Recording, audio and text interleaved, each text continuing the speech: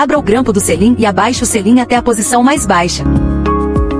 Levante a alavanca, vire o selim de cabeça para baixo e trave o grampo do selim. Puxe a porca da mola para fora e gire a 90 graus. Pressione o pedal para baixo com os pés até uma determinada posição e a scooter se inclinará automaticamente para baixo. Nota: o guiador esquerdo gira no sentido horário e o guiador direito gira no sentido anti-horário.